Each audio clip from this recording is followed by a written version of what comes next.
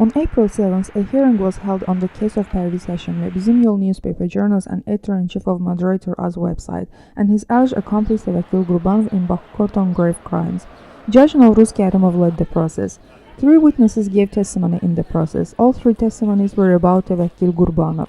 However, the testimonies appeared to be contradictory to their statements provided during preliminary investigation.